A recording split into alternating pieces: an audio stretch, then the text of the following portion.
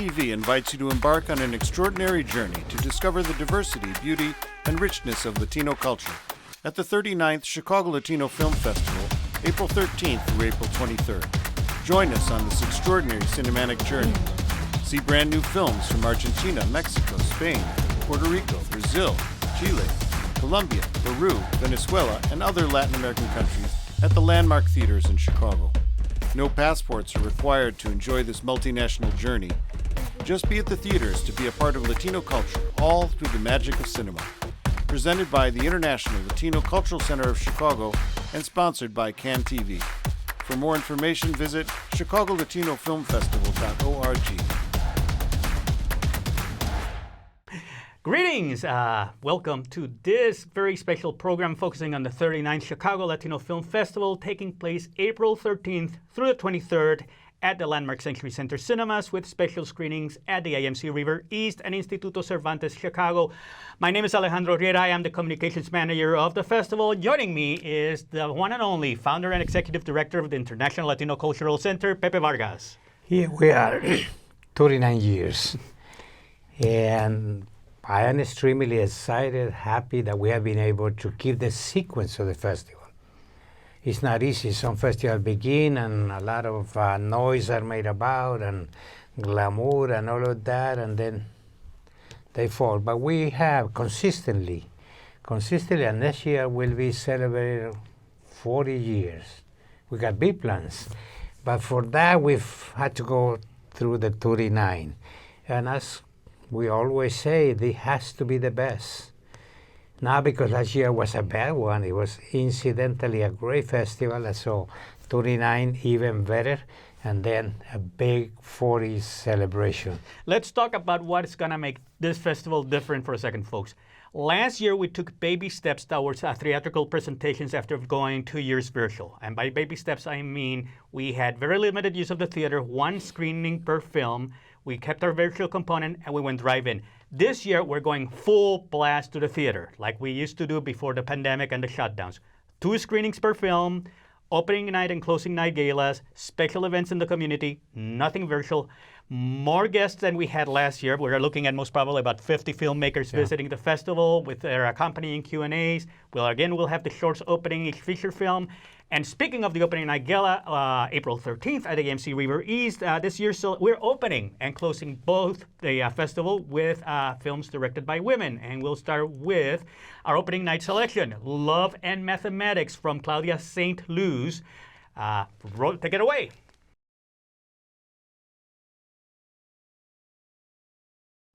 Deberíamos de tener otro bebé. Creo que estaría bonito comprarle vestidos y cosas así. ¿No quieres otro perrito? No. No va a cambiar a Lucas con otro. ¡Ven, Lucas!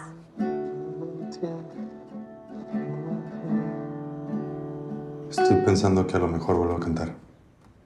Billy, estamos hablando en serio. ¿En serio?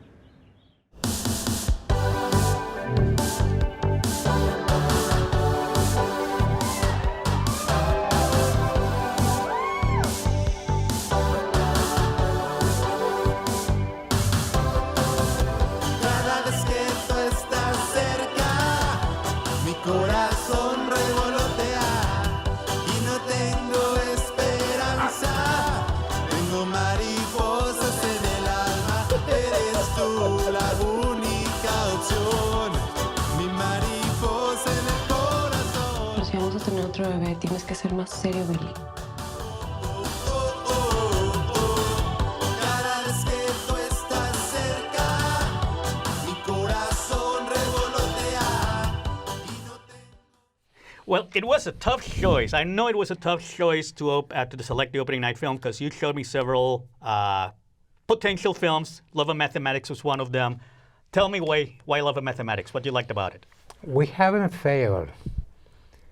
After the film and at the party, people expressed their compliments, how great choice. And keeping that in mind, we certainly wanted to make sure that we would not fail the first time. I think the film has all the elements. It's a comedy, it's very contemporary. We are having the actor coming. Unfortunately, the director can't come, but good for her because she made recently another film. So actually, we had a problem choosing from one to the other, but we went for Love and Mathematics. She can come. She's engaged in a new project. The alternative was to bring the father without the baby. He won't come with the baby, but he will be here. I mean, it's a film that has all the elements to please people too, and has a lot of meaning. Seeing a dad taking care of or a baby and the mother working out, that is rather uncommon in the Latino culture. But yet there are cases.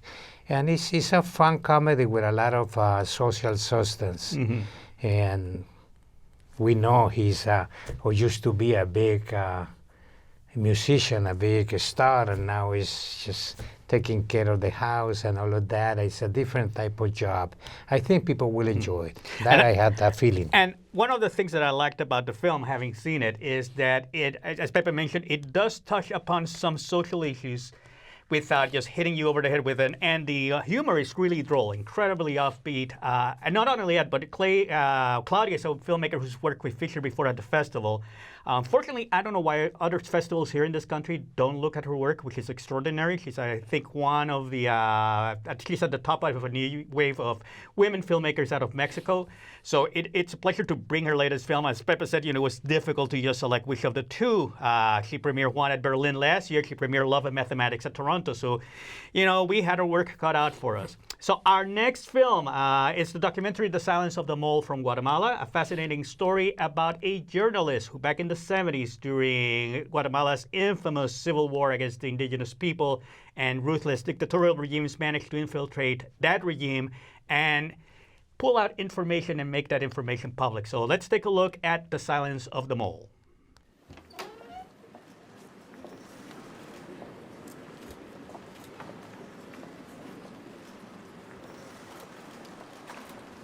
Este día, Elías se levantó a las 4 de la mañana.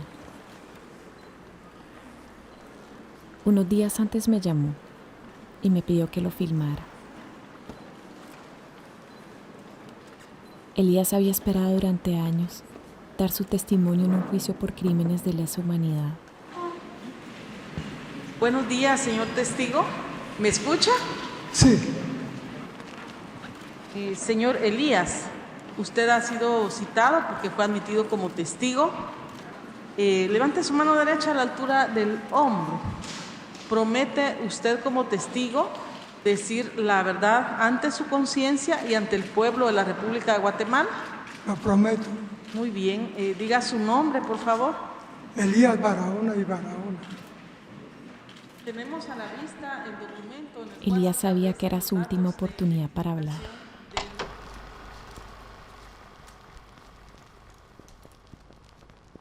Esta es la búsqueda de la historia de Elías. Una historia que encontré en la palabra de otras personas y en imágenes que aún no han sido destruidas.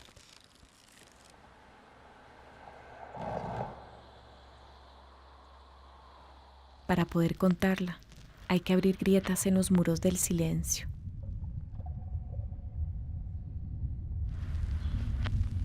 En un país en donde todavía sentimos miedo.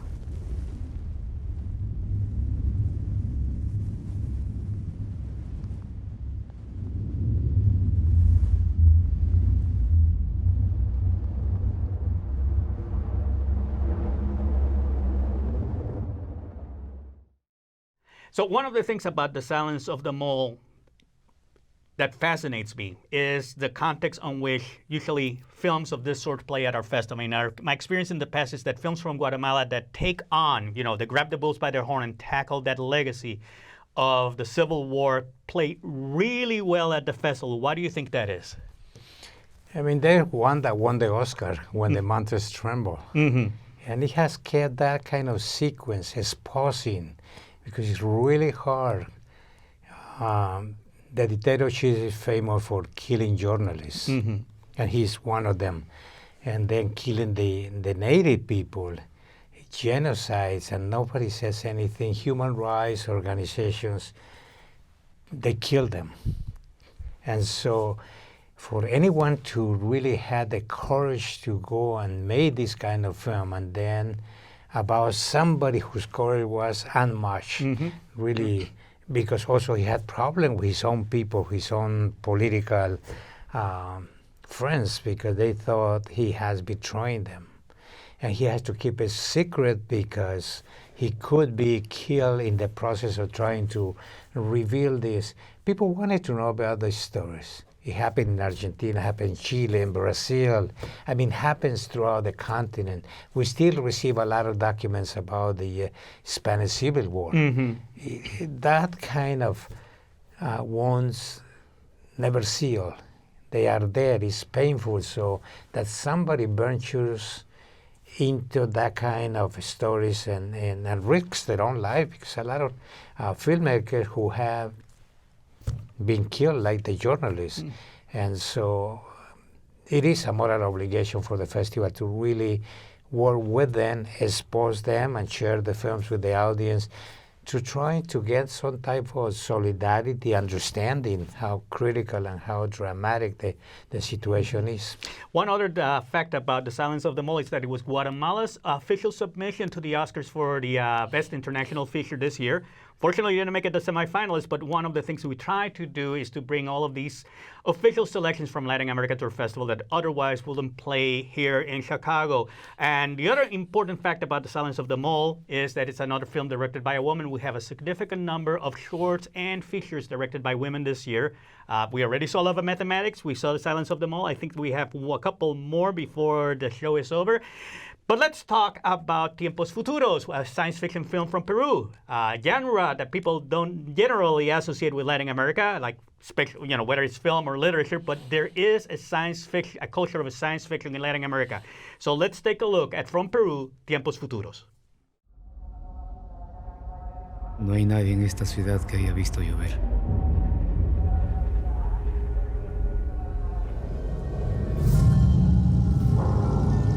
Tenemos que estar preparados para el día en que funcione.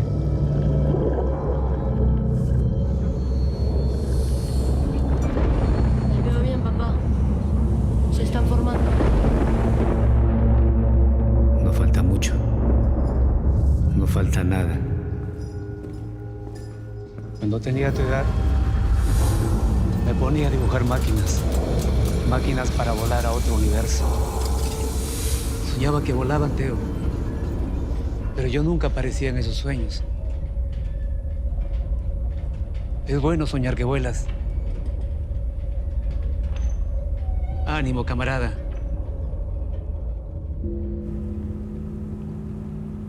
Tienes que ponerlos así sobre la superficie. Solo presionas 2 veces, se prende. Necesitamos urgente a alguien rápido, eficiente, a alguien que haga bien su trabajo. Y si no lo hace, lo dejamos adentro. ¿Dónde estabas? No me molesta que te diviertas, pero lo que estamos haciendo necesita toda tu atención.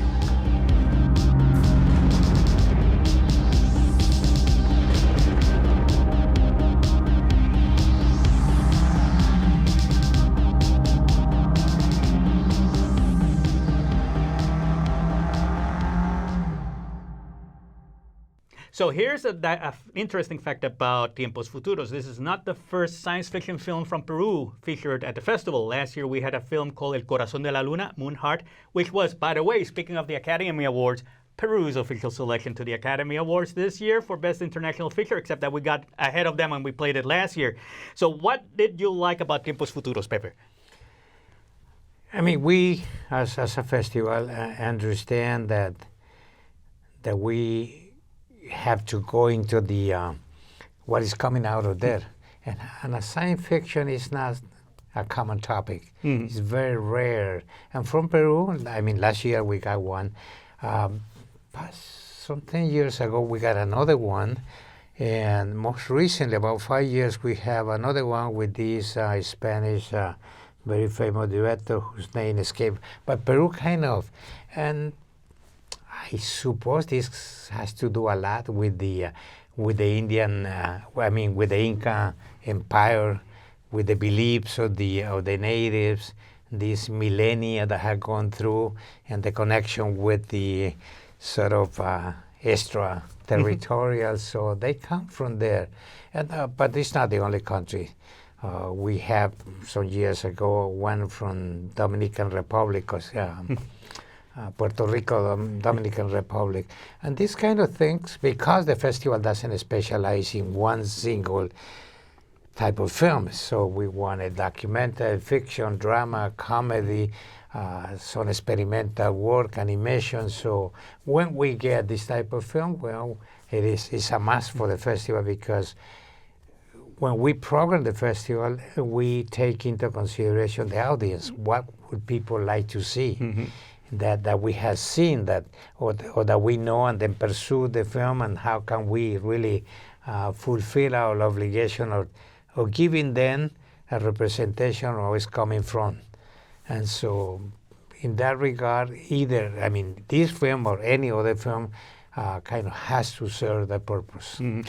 Speaking of science fiction, I like to mention the fact that outside of Moonheart, we had a second science fiction film last year from Brazil called Medusa, which was distributed by Music Box Films, which is extraordinary. Brazil had, and I wish we had one of those this year, Brazil had, after the Bolsonaro government, started producing and releasing a series of dystopian feature films that sort of took a critical view at what Bolsonaro was doing to the country. So, even genre filmmaking can be used as a tool to criticize and to look at a country's current present. And before the pandemic, they have a film about a pandemic. Yeah, we had that. We had that film also a couple of years ago, virtually, The Pink Cloud. The Pink Cloud. So, see, people are advanced, and they kind of aware of historical events. Did they know the pandemic was coming? Probably not. Nobody knew. Nobody had that kind of information, but they were make a film that when you saw that, wow, that's kind of what we are going through. And the film was made 2 years before. Yep. So let's move on to the next film, another documentary, Stewards of the Land Serán Dueñas de la Tierra, a documentary from Puerto Rico about the challenges young farmers face in the island in trying to resurrect its dying agricultural industry.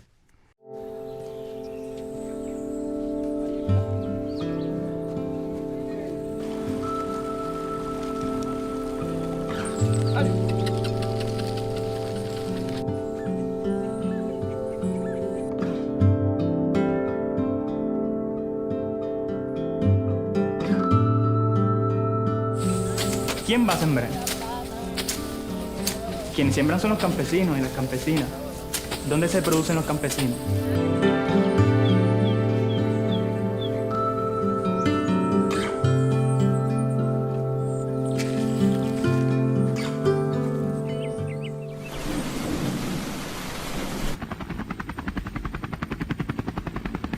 Nadie sabe todo lo que yo tuve que pasar para estar este día aquí arando ese pedacito de terreno, esa cuerda.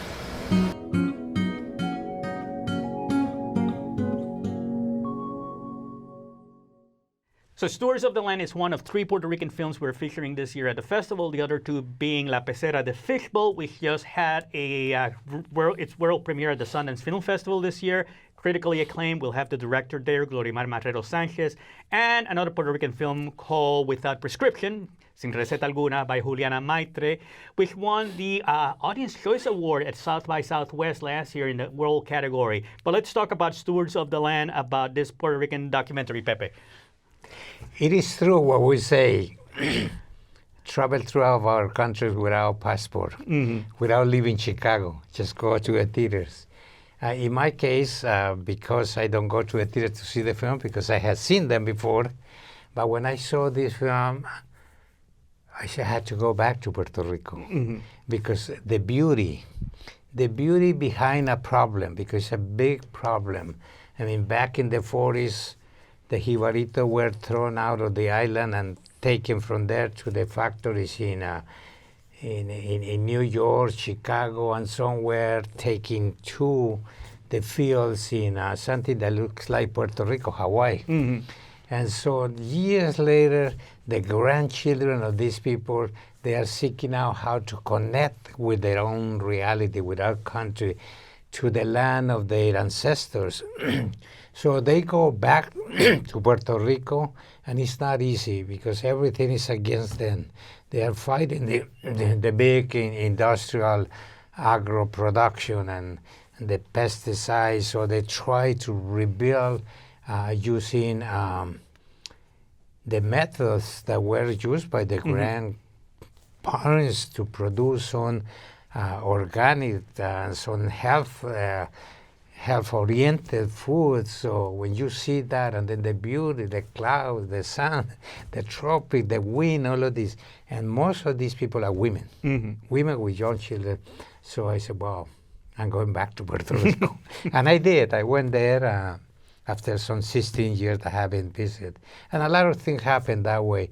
You see something, and then it sparks the idea that I have to go. And that is what we encourage people. We encourage the audience to do that. I mean, going to a theater is the first step, and then second, it will be really get your passport ready and your airline ticket and go to Patagonia. We film from there.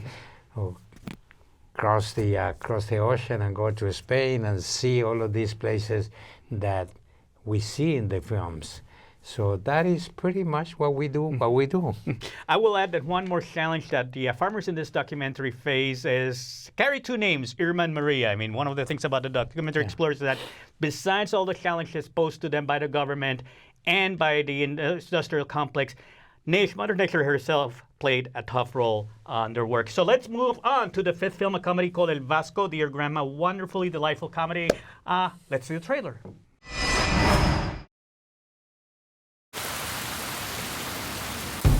Hemendik alde egitera baki dut. Argentinara noa. Bizitzera. ¿Te acuerdas del vasco que te dije que iba a venir? Sí. Era hoy. Hola. Hola. Miquel es vasco. Como todos acá. ¿Cómo anda el vasco? ¡Acur vasco! ¡Hola, Scabi! Miquel Ametzaga. Te viniste hasta la otra punta del mundo, pero te vas a sentir como en casa. ¿Mi empresa? Todo esto va a ser la empresa. Ese es Miquel. Mírala. Está tan contenta de verte. Te vas a tener que dar unos días a casa, ¿ves? ¿Aquí? Qué bonito que es ahí, ¿eh? Es hermoso. Mira ese paisaje. Muy lindo. Creo que tiene hambre.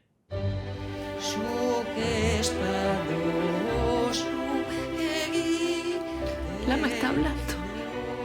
Mamá. ¿Sinda? ¿Qué dice? No sé, a mí me preguntás, el vasco sos vos. Quiere invitarte a salir, pero no se atreve a pedírtelo. Deberíamos organizarle una fiesta de esas acá. Una vez alguien me recordó una cosa que dijo Walt Disney. Si podés soñarlo, podés hacerlo. Por muchas flores que me traigas, no vas a ligar conmigo. ¡Hey!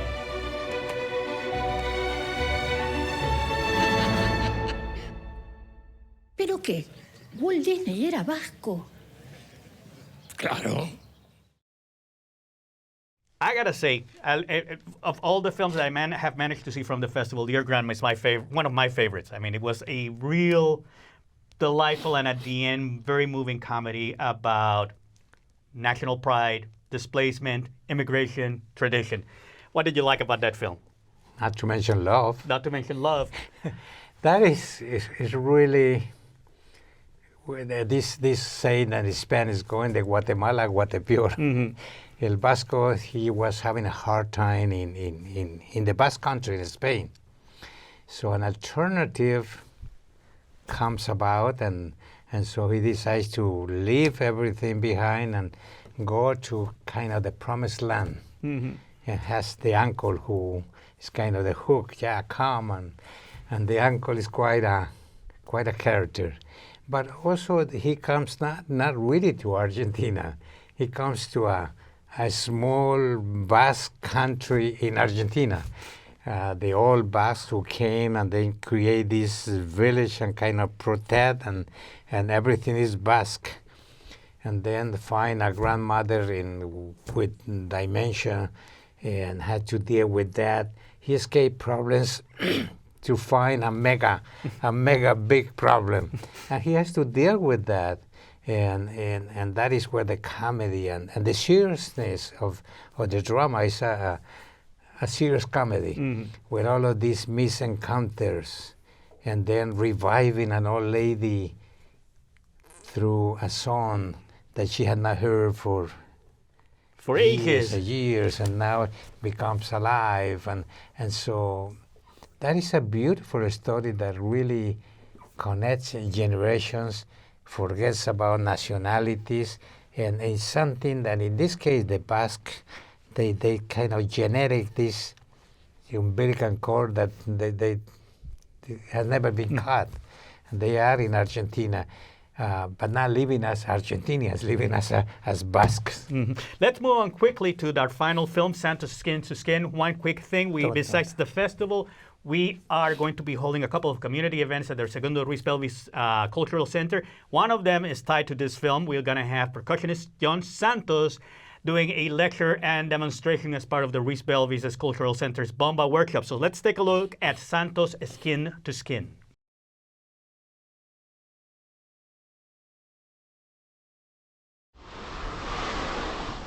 One of the great friends of music, one of the great friends of community. Master percussionist, amazing educator. He can see this diverse group of people and how you can bring them together and that it will work. He strives, I think, to look at a bigger picture. It's Mr. John Santos. John Santos. John Santos lives in my heart. It pays no rent. We'd like to invite a couple of guests who are here visiting from Havana, Cuba. We're going to play a rumba. They never heard it before. Let's see what happens. I grew up in the Mission District. We had such an incredible scene here. The Latin rock scene was born here, and Santana came out of the neighborhood where I grew up. I had the honor of joining the Santana Band in 1976 with El Rico. About 2.5 weeks later, I got fired. And so, you know, my career went in the direction that it went. The drum called me, the sound of the drum called me. I started looking into the music of the tumbadora, the conga drum, and that just opened up the whole world. I got so pulled in. You're wearing so many different hats and doing so many different things. Tell us about what you have going on these days.